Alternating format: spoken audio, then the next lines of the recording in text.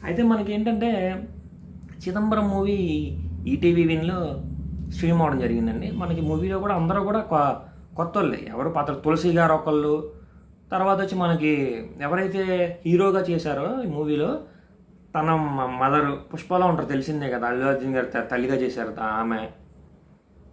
ఇంకా some people కొంతమందున్నారు.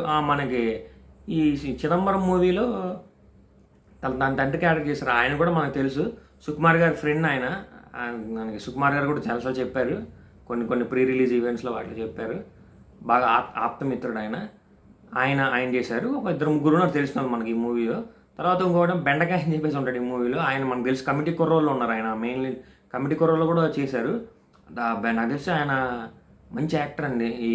Maybe ఈ cinema ఎవరైనా చూస్తే డైరెక్టర్ గాని ఎవరైనా చూస్తే కంపల్సరీ ఆయనకు ఆపర్చునిటీ ఇస్తారు. ఎందుకంటే ఒక సన్నివేశంలో నేను షాక్ అయిపోయా.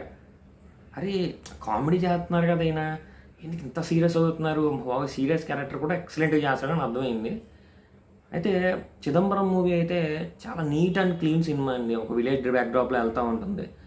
తన లోపాన్ని ఊరు వాళ్ళు ఎలా ఎత్తి చూపుతారు ఏంటి, ఆ లోపాన్ని దాచుకోవడానికి తను కళ్ళజోడు పెట్టుకుని దాన్ని ఎలా కవర్ చేస్తాడు ఏంటి, తర్వాత తను ఒక అమ్మాయిని ప్రేమించడం అదే ఊరిలో, ఆ ప్రేమించిన ప్రేమ వల్ల తిని ఎన్ని ఇబ్బందులు పడ్డాడు ఏంటి, ఇతని ప్రేమ సక్సెస్ అయింది లాస్ట్కి, ఇద్దరు సక్సెస్ అయ్యి మ్యారేజ్ చేసుకున్నారా లేదా అనేది మూవీ అండి.